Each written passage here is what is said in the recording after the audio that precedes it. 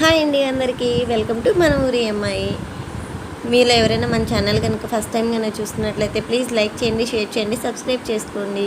చూసారు కదండి మన రెసిపీ ఏంటనేది. ఈరోజు నాటుకోడి పులుసు అండి. ఇది మా ఊరి స్టైల్ ఎలా తయారు చేసుకోవాలో చూద్దామా.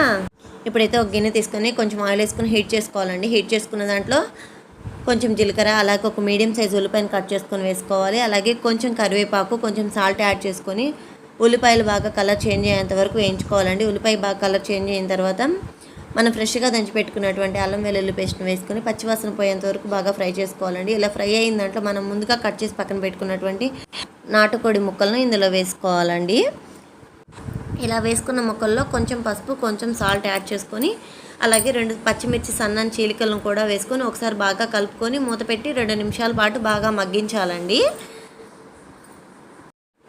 2 నిమిషాలు ఉడికిన తర్వాత మూత తీసి ఒకసారి చికెన్ని బాగా కలుపుకోవాలండి. ఇలా కలుపుకున్న దాంట్లో ఒక పెద్ద సైజు టమాటాని సన్నని ముక్కల్లా కట్ చేసుకొని వేసుకొని మూత పెట్టి బాగా మగ్గించాలండి. మళ్ళీ ఇప్పుడైతే మనం ఇందులోకి మసాలాకు ప్రిపేర్ చేసుకుందామండి. ఇప్పుడైతే ఒక ప్యాన్ తీసుకుని 2 స్పూన్లు ధనియాలు, ఒక అనాస పువ్వు, ఒక 3 లవంగాలు, అలాగే 2 ఇంచులు దాల్చిన చెక్క వేసుకొని బాగా ఫ్రై చేసుకోవాలండి. ఇలా కొంచెం ఫ్రై అయిన తర్వాత ఒక స్పూన్ గసగసాలు వేసుకొని బాగా చిటపట్లాడేంత వరకు బాగా ఫ్రై చేసుకోవాలండి. ఇలా ఫ్రై అయిన వాటిని ఒక గిన్నెలో తీసి పక్కన పెట్టుకోవాలండి.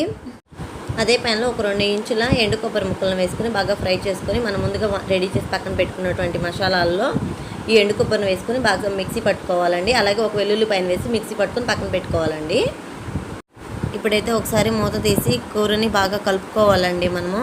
మనం వేసినటువంటి టమాటా బాగా ఉడికిపోయిన తర్వాత దాంట్లో ఒక 2 స్పూన్ల కారము, మనం ముందుగా రెడీ చేసి పక్కన పెట్టుకున్నటువంటి మసాలా పొడిని వేసుకొని బాగా మిక్స్ చేసుకోవాలండి. ఈ మసాలా పొడి ముక్కలకి బాగా పట్టేంత వరకు మూత పెట్టి మగ్గించాలి. అలాగే నూనె పైకి తేలేంత వరకు ఉంచుకోవాలండి. మా వాళ్ళు అయితే గారెల్లోకి, దోశల్లోకి ఈ నాటుకోడి పులుసు కాంబినేషన్ ఎక్కువగా ఇష్టపడతారండి. మీరు కూడా ఒకసారి ట్రై చేయండి, చాలా బాగుంటుంది. ఇప్పుడైతే మనం ఉడికించినటువంటి చికెన్ కర్రీలో 3 గ్లాసులు వాటర్ యాడ్ చేసుకొని ఒకసారి బాగా కలుపుకోవాలండి. ఇందాక మనం సాల్ట్ అనేది తక్కువగా వేసాం కాబట్టి ఇప్పుడు ఇంకొంచెం యాడ్ చేసుకొని మన టేస్ట్కి సరిపడినంత సాల్ట్ని అడ్జస్ట్ చేసుకోవాలండి. ఇక్కడ దీన్ని మూత పెట్టి బాగా ఉడికించుకోవాలండి. ఉడికించేటప్పుడు మసాలా అడుగు పట్టుకోకుండా మధ్య మధ్యలో కలుపుకుంటూ ఉండాలండి. ఒకవేళ ఇది ముద్రకోడి కనుక అయితే కుక్కర్లో వేసుకొని కూడా చేసుకోవచ్చండి.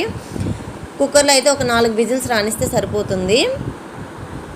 ఇప్పుడు నేనైతే సగం కుక్ అయిన తర్వాత చూపిస్తున్నానండి. ఇప్పుడు ఈ స్టేజ్లో ఉన్నప్పుడు మనం ఒకసారి ముక్క ఉడికిందో లేదో చెక్ చేసుకోవాలండి. ఒకవేళ ముక్క ఉడకకపోతే ఇంకొంతసేపు బాగా ఉడికించుకోవాలండి. ఉడికేంత వరకు వాటర్ వేసుకొని, నేను వేసుకున్న వాటర్ తోటే నాకు కంప్లీట్గా కర్రీ అనేది కుక్ అయిపోయిందండి. ఎందుకంటే నేను తీసుకున్నది లేత కోడి కాబట్టి.